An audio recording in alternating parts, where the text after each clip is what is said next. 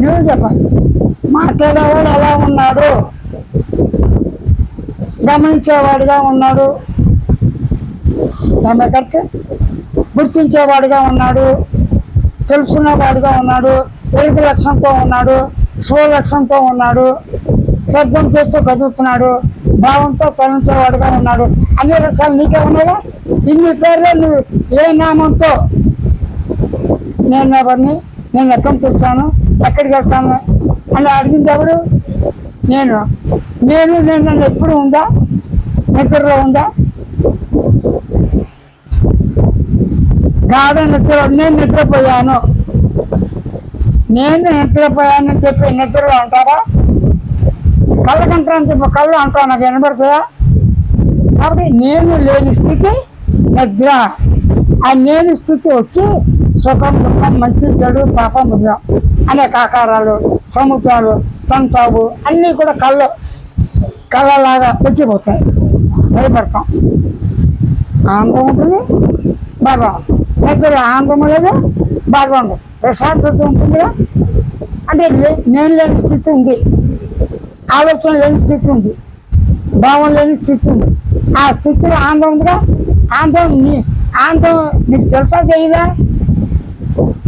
నిద్రపోతే ఆనందంగా ఉన్నది. మరి నిద్రపోవాలని ఎందుకు అనుకుంటారు? రోజు ప్రతివారు హాయిని కోరుతారు. నిద్రలో ఉన్న హాయి మెలకులో ఉందా?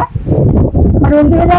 అంటే నేను లేని స్థితిలో, ఆలోచన లేని స్థితిలో, భావాలు లేని స్థితిలో, సంకల్పాలు లేని స్థితిలో, మనుషుల ఆకారాలు ఉన్నా లేకపోయినా లేని స్థితిలో ఆనందం ఉంది. ఆనందం ఉన్నది, అదే సత్యం.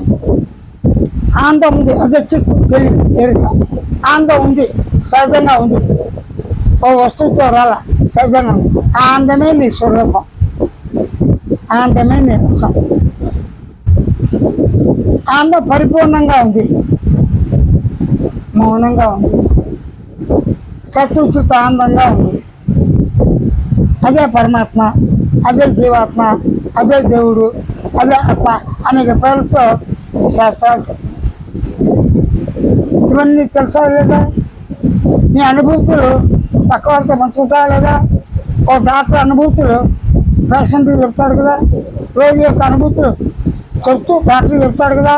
అంటే మనిషి కలిసి తన యొక్క సుఖం, దుఃఖం, మంచి, చెడు, పాపుణ్యాలన్నీ ఒకరికొకరు చెప్పుని రిలీఫ్, ఉపశాంతి, ఆనందం. అది తాత్కాలికంగా శుభకార్యం చెప్తాను, పంచుకుంటారు, ఏదో వంక పెడతారు. కష్టం వస్తుంది, నలుగురు వస్తారు, నేను సాయం చేస్తారు కలిసి. అంటే శుభాలు అశుభంలో కూడా నలుగురితో కలిసి ఉండాలి. ఇది సందేశమా, ఆచరణ? నువ్వు ఆచరణ చేస్తున్నావా? ఆచరణతో నువ్వు ప్రవర్తిస్తున్నావు కదా. అమ్మ నాన్ని మంచి పనులు, పువ్వులు మంచి పనులకి చేస్తున్నావు కదా. అందరూ చేస్తారా? అదే నీకు చెప్పు సందేశం.